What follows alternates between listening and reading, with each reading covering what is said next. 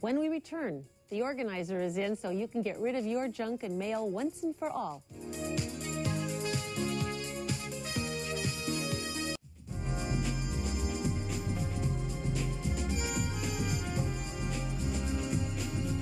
If your desk is piled so high you can't find a pen, well, here's your chance to clean up your act.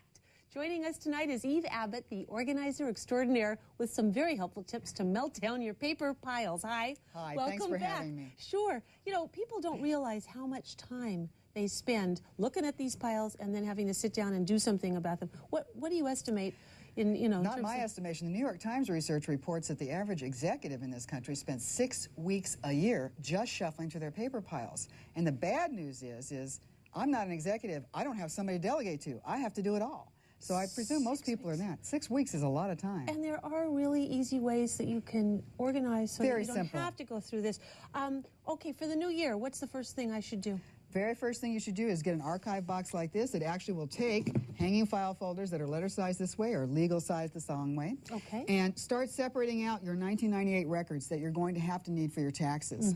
I have some in here that are just basic and simple. And then folders. As things come in, like your tax forms and or anything else that you get from your banks about interest, etc., you can just plunk them right in there, and that's way they'll be all in the same place at the same time when you go to do your taxes. Okay, and then we've got over here, this is very beautiful, this colorful thing. What is this? Right, well, this is something to do, this has to do with mail sorting. Now, you may not need this elaborate a procedure, right? My but if you have a husband family, you really do need something like this.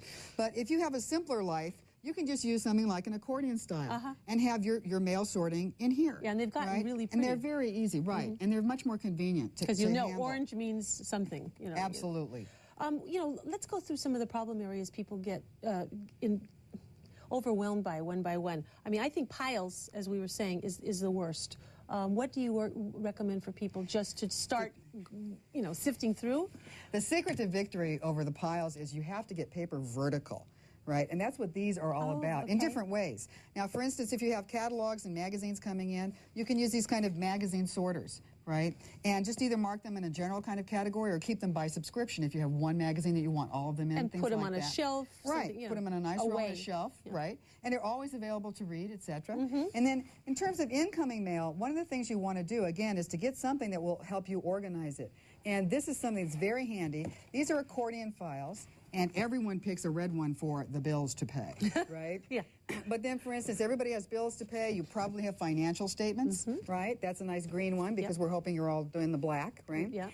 If you might have one for each child, or you might sort your catalogs and magazines in here, or this might be a his and hers for husband and wife sorting things. And phone bills and then, you could have. Absolutely. Everything that's different. Individual. And I know that Shirley picked up on this the last time I was here, and she has one for each of her child. Yeah. And then what happens is she plunks all the stuff that comes in from school there. So when she has to go to something, she just grabs it and goes, and she's got it all. And there's their school calendar on the front. The calendar is very helpful. Right, very easy to see. With business cards, what do you propose? Business cards. It depends on what you're doing. If you're you really find set them all, up to you're do going, business. Who was this person? Who was this person and why would I want to be in touch with them, right? If you're going to a meeting where you're going to be meeting people, keep your cards in the right, keep the collected cards in the left pocket, right? Just keep them separated out that way. As soon as you get back home, if not before, write down the date, where you met them, and why you would want to be in contact with them. Ordinarily, either they made a request from you, or you think that you would like to reach out to them in some way. So you have to make notes about what it is in particular that you want to do to follow up.